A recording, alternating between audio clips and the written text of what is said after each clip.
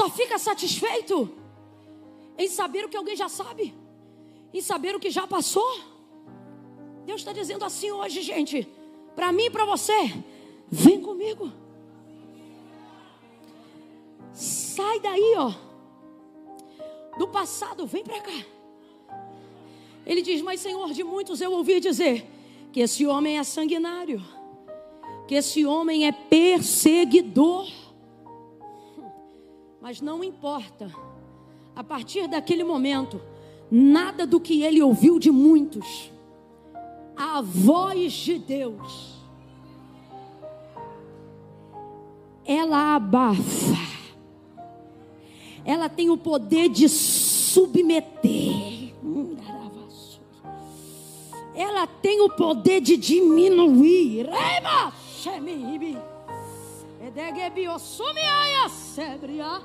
Ela tem o poder de fazer descer. Ela tem o poder de pegar corações temerosos, preocupados, com a alma que já estava quase que arrebatada para a desgraça de notícias ruins. Mas a voz de Deus tem o poder de pegar a voz do medo, a voz da paralisia, e dizer: ei, faça uma escolha hoje. Ou você ouve a voz dos muitos que falaram, ou você ouve a minha voz. Muitos dizem: acabou para essa nação. Muitos dizem: acabou para a nossa realidade. Muitos dizem: acabou para o cristianismo. Muitos dizem: acabou a liberdade. Tem crente que está encontrando com Deus, e Deus está dizendo: vou fazer algo novo, algo que você nunca viu, agora sairá a luz. Porventura não estão percebendo, mas o ouvinte das trevas está paralisado, e Deus está dizendo: ei, não importa o que você ouviu de muitos, ouça de mim agora. O berço está perfeito para o maior avivamento que a América Latina já viu. O berço está perfeito para o soprar das muitas brasas. Está perfeito, Camila, mas como Ezequiel, eu só vejo um vale de ossos sequíssimos. Por isso já foi cantado aqui, e ele diz: vento dos quatro cantos, sopra sobre este vale, profetiza. Já foi cantado aqui. Está na hora da gente sair do Plenos hoje aqui, e ao invés de se sentar com quem tem visão derrotista acerca dos prognósticos desgraçados deste ano, nós sermos a voz do futuro. Bata no peito comigo agora e diga: eu sou a voz do futuro. Bora, diga: eu sou a voz do futuro. Eu sou a voz do futuro. Eu não vou reproduzir a voz do medo. Eu não vou reproduzir a voz da avareza. Eu não vou reproduzir a voz da miséria. Eu não vou reproduzir a voz da doença. Eu não vou reproduzir a voz da tragédia. Ele colocou em minha boca uma palavra profética. Eu sou a voz do futuro. Eu sou a voz do futuro. A voz que batiza, a voz que renova, a voz que restaura, a voz que levanta. Abre a tua boca e eu a encherei. Ananias, disse o Senhor a ele: vai. Pediu a opinião dele? Disse: vai. Com todo carinho. Sabe o que Deus está dizendo? Eu não vim aqui perguntar o que você pensa.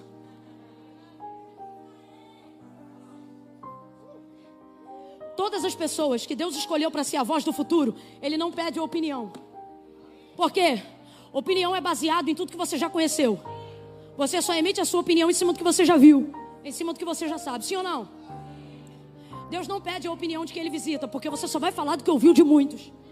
Camila, se Ele sabe o que eu ouvi de muitos e veio agora me trazer uma palavra do futuro, então para que Ele veio, se Ele não deixa eu falar? Porque Ele não veio pedir tua opinião, veio pedir a tua obediência. Com o maior carinho do mundo, mas Deus está olhando para a gente hoje aqui no Plenos e está dizendo: eu não reuni vocês hoje aqui para a gente conversar, é um monólogo. Eu vou dar a direção. Independente do que você pensa, pega a língua, guarda a opinião no bolso e diz: vou executar o que Ele mandou, vou fazer o que Ele quer. A verdade é essa, e eu não estou mentindo. Quando o Senhor visitou Moisés naquela sarça e tornou ele o maior libertador do futuro de Israel, Moisés começou a emitir sua opinião, baseada na sua vida, baseada no seu passado, baseada na sua história. Eu não sei falar, eu sou de língua pesada. E acendeu a ira de Deus. Por quê? Porque com objeções naturais ele estava atrapalhando uma orientação sobrenatural. E aí o Senhor disse para ele: quem fez a boca do homem, Moisés? O mudo, o que fala, o que não fala? Primeira coisa que ele estava dizendo: Moisés, eu não te chamei aqui para saber do seu vernáculo, do seu vocábulo, da sua oratória. Se você não falasse, eu te chamaria mesmo assim. Mas o Senhor termina dando a mesma palavra de comando que deu a Ananias para Moisés, dizendo: vai. Sabe o que é isso? É Deus dizendo: não vim pedir tua opinião, vim exigir a sua obediência. Olha para quem está do teu lado e diga: quer ir para o futuro? Dê obediência no presente. A obediência no presente vai garantir as maiores realizações do seu futuro.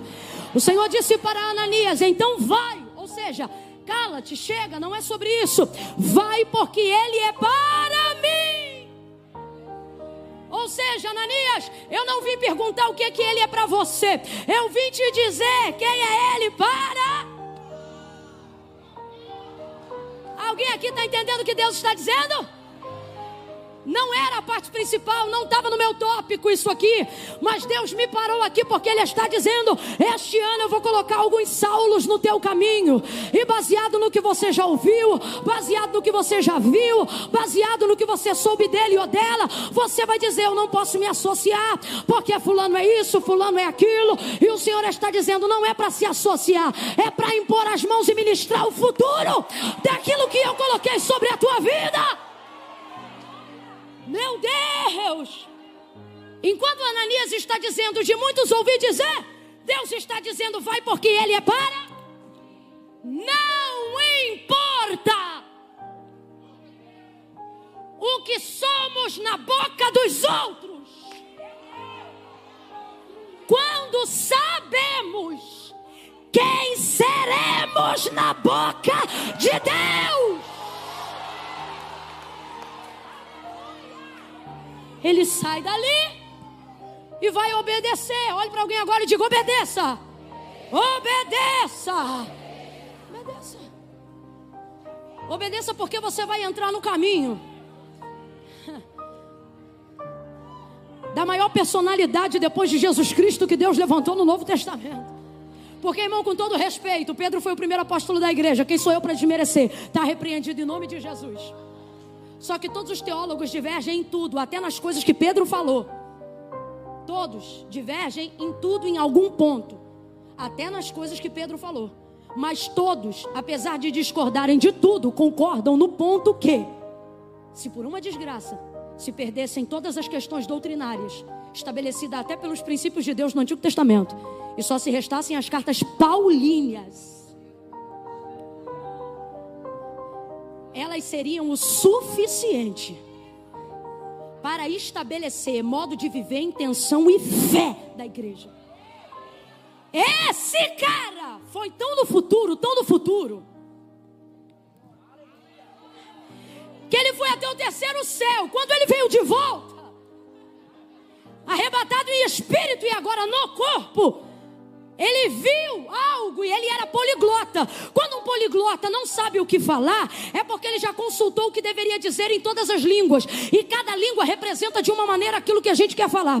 Então, se um poliglota diz que não tem palavras para aquilo que ele viu, conhecendo mais de 4 idiomas, é porque normalmente não tem vocábulo mesmo para traduzir o que ele viu. E foram essas coisas que Paulo viu. E o que ele viu foi tão tremendo, foi tão extraordinário, foi tão sobrenatural, que Deus achou por bem, para preservar a visão, colocar um espinho na carne do camarada, aonde ele mesmo vai dizer: e foi-me posto um espinho na carne, para que eu não ficasse grandioso e me ensoberbecesse por causa da grandeza das revelações. Quando você vê um homem desse, você se pergunta: quem botou a mão na cabeça desse homem? Não leva mal não, a Bíblia não diz isso. Eu que estou dizendo, tá? Quando for eu que for falar, eu falo. Eu tenho para mim que quem conheceu o ministério de Paulo perguntava para ele: quem botou a mão na tua cabeça? Foi um homem lá de Damasco. Tem um endereço?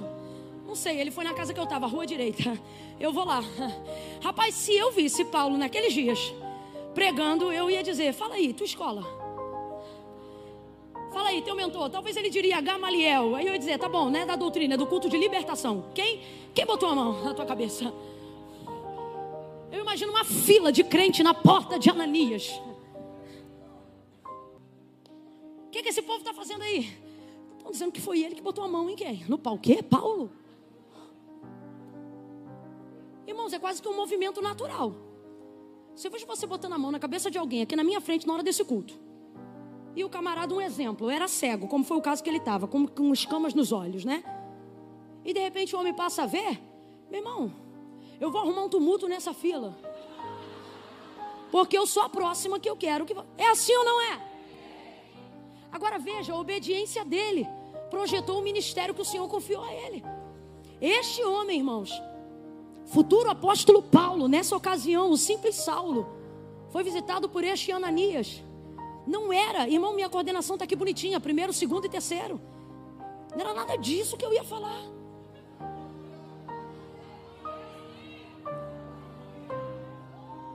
Só que eu mal comecei aqui, o Senhor está falando comigo. Eles são a voz do futuro. As vozes do futuro. Bata de novo aí no seu peito e diga: eu sou a voz do futuro. Você é a voz do futuro. É em sua boca que Deus quer se revelar. É através da sua vida que Ele quer falar. Do outro lado agora, falamos de um lado, agora do outro lado, vem esse Paulo com cartas de autorização dos homens no caminho de Damasco. Completa para mim, para a gente começar a encerrar junto. Aonde ele queria chegar? Aonde ele queria chegar? E aonde ele chegou? Aonde ele chegou? Agora responda com inteligência. Ele chegou aonde queria, sim ou não? Mas chegou do jeito que queria? Porque quando Deus antecipa a voz do futuro, quando Deus determina como será o fim, não importa o que vai acontecer no meio, desde que você saiba qual é o fim. Pode ver, e agora eu estou falando para vocês. Deus não levanta profeta só para falar o que está acontecendo no meio. Na maioria das vezes Deus levanta o profeta para anunciar o que vai acontecer no fim. Como é que Deus motiva teu ministério falando que tu vai passar pelo meio? É ruim, hein? Fala aí como é que é. Deus levanta o profeta e já começa: vou eu te honrar, vou eu te dar vitória. Estou mentindo, gente? Ele só não diz que isso tudo só vai acontecer no... Você quer ver? Eu nunca vi Deus chegar para ninguém e dizer assim: tenho eu uma pequena obra na tua vida. A obra sempre é o quê? Enche os nossos olhos, obra grande, coisa profunda, coisa forte. Aí ele diz: sou eu contigo. Aí ele começa a liberar textos, palavras pela boca daqueles que ele ungiu. E ele começa a dizer: eu vou adiante de ti. A gente fica tão abobado com o adiante de ti. Não, com todo respeito, meu Senhor, que a gente diz assim: é muito poderoso. Olha só, não. Eu vou adiante de ti, endireitando o caminho, quebrando os ferrolhos de ferro, destruindo os cadeados de bronze. A gente fica assim. A gente não pensa assim: mano, se vai endireitar o caminho, é porque a gente não pensa nisso. Mano, se no caminho tem ferrolho de fé, a gente não pensa nisso. Cadeado de... Fala a verdade, a gente pensa nisso. A gente só vê Deus com a espada dizendo: tá, pá, tchá, pá, tchá. E a gente indo atrás: ô glória, ô aleluia. É ou não é? É ou não é? Porque Deus está te motivando no caminho para a sua chegada. Do outro lado, está um Paulo, que Deus vai chamá-lo de Saulo, Jesus vai chamá-lo de Saulo, encontrando ele no caminho de Damasco, lugar que ele queria chegar, lugar que ele chegou, mas não como ele. Essa é a obra do Senhor na nossa vida, muitas vezes fazendo a gente chegar aonde Ele quer, mas como Ele quer. Por exemplo, quando você diz assim: Deus, eu quero casar com o fulano, Ele diz: quer casar. Nem sempre Ele ouve a parte que você disse: com o fulano. Tipo assim, você vai chegar onde você quer, mas com o fulano eu já não sei, vai ser como eu quero. Vocês estão compreendendo o que eu estou dizendo? Então, sobre essa perspectiva, olhe para quem está do outro lado, porque nessa noite Deus falou comigo, tem 2 públicos aqui. Um é Ananias e o outro é Saulo. Então, como a gente não sabe quem é quem, dá uma olhada para quem está do teu lado e diga assim: você vai chegar aonde quer, mas será como Ele quer. Tem fé em você para dar glória a Deus por aquele que preparou o caminho.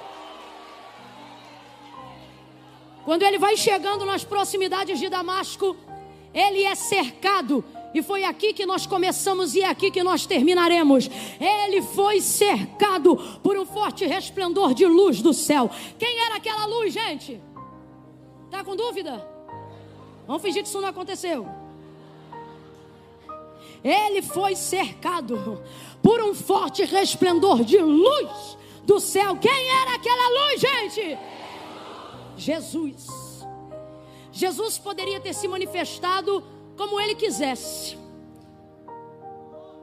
mas Ele não vai se manifestar em todas as suas formas, mas na forma principal, que conduz o homem a corrigir suas motivações e que conduz o homem a alinhar seus pensamentos. Eu amo um salmo de Davi, onde ele diz assim: tu és aquele que organiza os meus pensamentos. Como ele faz isso? Por intermédio da sua palavra. Lâmpada para os meus pés, luz é a tua palavra. O que ele está dizendo? É a tua palavra que me direciona. O que é a palavra, irmãos? A palavra de Deus. E que palavra é essa?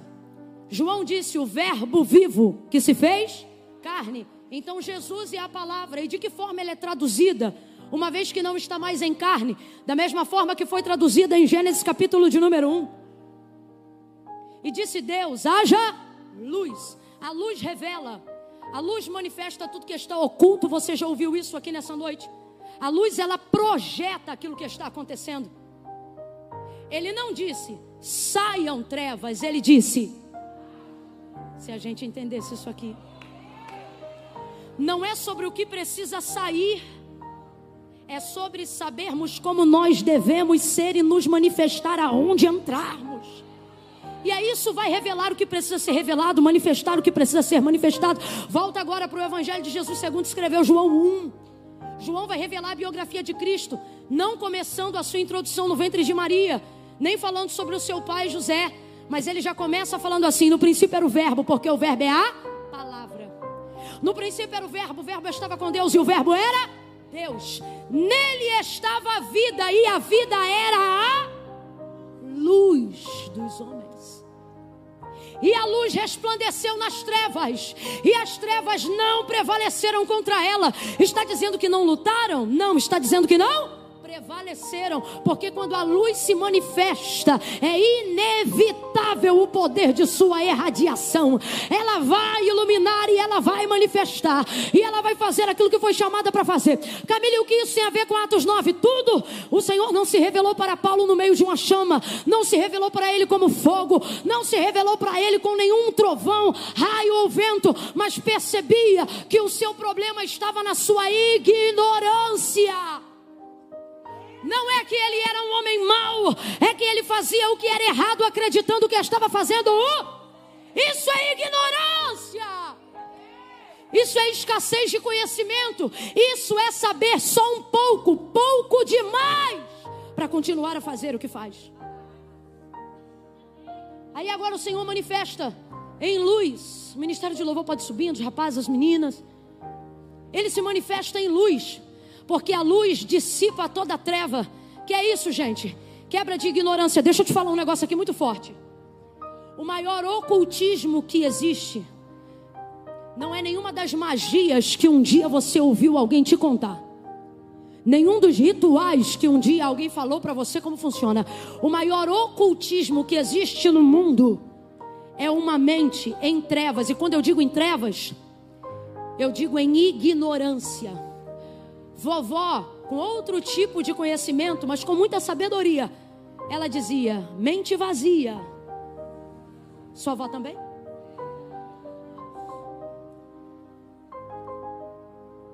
O que há de mais densas trevas no mundo está na ignorância. Você quer ver? E o príncipe deste século lhe cegou o quê? Os olhos. Lhe cegou para que não cheguem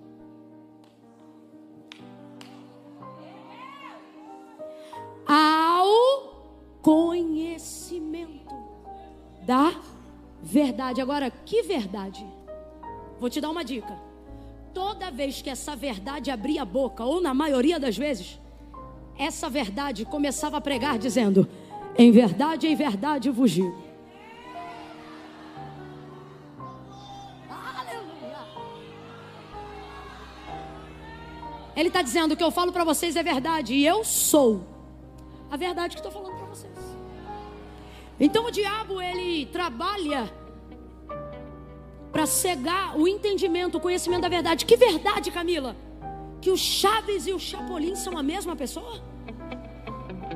Ele não está nem aí se você sabe disso ou não. Tem gente que está chocado olhando. O quê?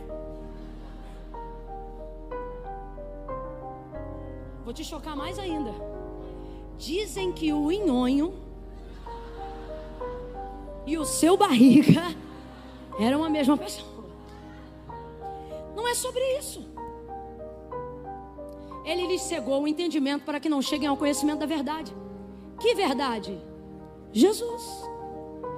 Agora, e o que ele diz sobre si mesmo na verdade? Conhecereis. E a verdade.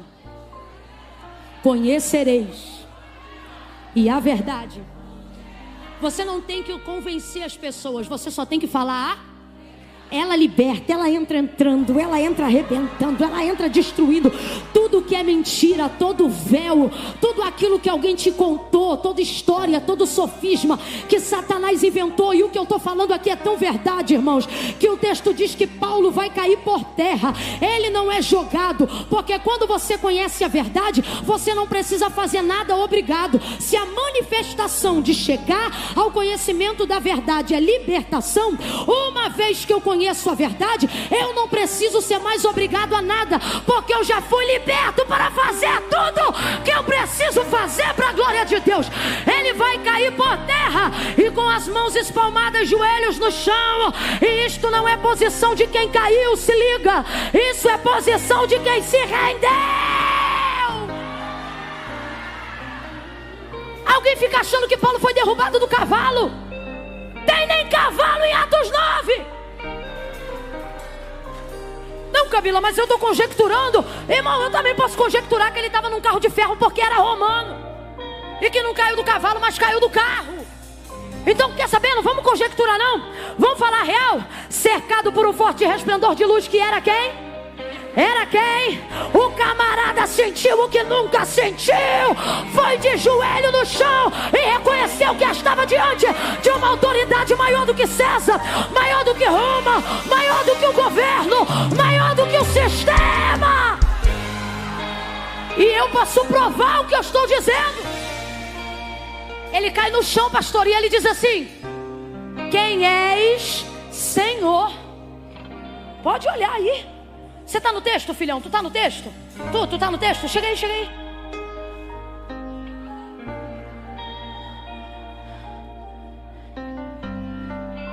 Lê aí o verso 5 para eles. E ele disse: quem és, Senhor? E disse o Senhor: eu sou Jesus, a quem tu persegues. Diz de novo: quem és? Ele disse: quem és? Quem és tu, Senhor? Quem és tu? Senhor. Agora responde para a galera, você que está com a Bíblia aberta, amigo. O Senhor aí que ele está perguntando, aqui ó, Diz para eles. Tá com S maiúsculo ou minúsculo? Maiúsculo. Tá com S minúsculo ou maiúsculo? Maiúsculo. Se tá maiúsculo, entenda. Ele tá chamando assim por respeito ou por autoridade? Agora responda. Ele sabe que é Jesus? Vou perguntar de novo. O rapaz ajudou a gente aqui, ele leu agora. Quando ele diz, quem és, Senhor? Ele já sabe que é Jesus? Olha a divisão aí. Presta atenção. Verso 5, não me irrita. No 6, Jesus diz, sou eu, Jesus. Mas se ele está perguntando, vou perguntar de novo. Se ele está perguntando, ele já sabe que é o Senhor Jesus? Ele já sabe que é Jesus? Ele só sabe que ele está diante de uma força, de um poder e de uma autoridade que ele nunca viu nem em César, nem em Roma, nem no Sinédrio, nem entre os catedráticos do farisaísmo. Ele nunca viu tanta autoridade, ele nunca viu tanto poder, ele nunca viu emanar tanta força de uma voz que ele nunca ouviu. E ele vai para o chão, ele desce. Só que significa que ele não foi derrubado. Quando você é convencido de uma verdade que liberta, você não precisa ser empurrado, você se convence. A verdade te convence.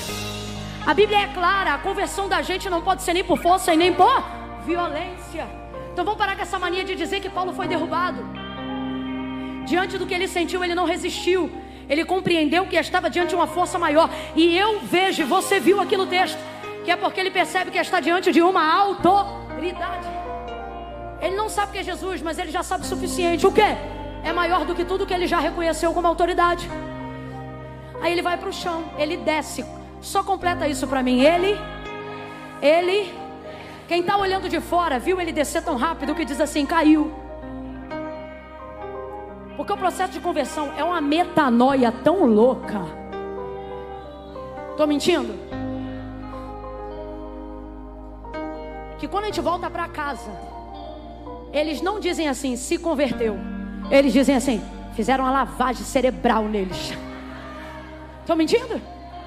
Porque você desceu tão depressa que as pessoas pensam que isso não foi uma conversão, foi um tombo. Só que Paulo não caiu do lado de fora. Ele caiu em si e reconheceu isso descendo. Sabe o que Deus está dizendo para mim e para você? Se reconhece a autoridade de Cristo falando contigo, desça depressa. Eu não estou falando de um frequentador de escola dominical não, galeria. Eu estou falando de um homem que viu Estevão ser apedrejado até a morte. Estou falando de um cara raçudo. Não tem medo de sangue nem da morte, porque quem é soldado vai para a guerra pronto para morrer. E esse homem, ele vai ser fiel à experiência que ele teve. Eu vou falar rasgado que é para todo mundo entender. Deus está dizendo, este homem ouviu a minha voz uma vez e percebeu que a experiência que ele estava vivendo era verdadeira. E diante da experiência, o que ele fez? Desceu. Se rendeu. Também Deus cercou ele. Aí Deus está dizendo, eu também te cerquei. Só tem uma diferença que às vezes eu vejo entre Paulo e nós. O quê? Paulo está conversando com Deus lá do chão. Paulo está falando com Jesus lá do chão. E a gente está cercado. Ouve Deus falar com a gente, mas fica conversando com Deus de pé. Camila, não entendi, vai entender. Tipo assim, revela primeiro o que o Senhor quer de mim e depois eu vejo se desço. Se liga nisso aqui. Ele cai de joelhos no chão e ele diz, quem és? Senhor. Não importava o que Deus estava chamando ele em Cristo para fazer. O que importava é que ele já estava rei.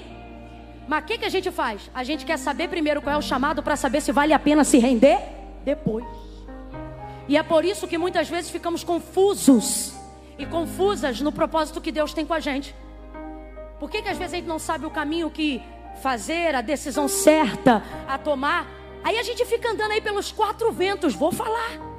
Ai, Deus não está falando comigo. E Deus está dizendo, não falo contigo porque eu não falo com você de pé. Você tem que descer, tem que reconhecer primeiro a autoridade que está te chamando. Quando você reconhecer quem te chamou, já não importa o que Ele te manda fazer.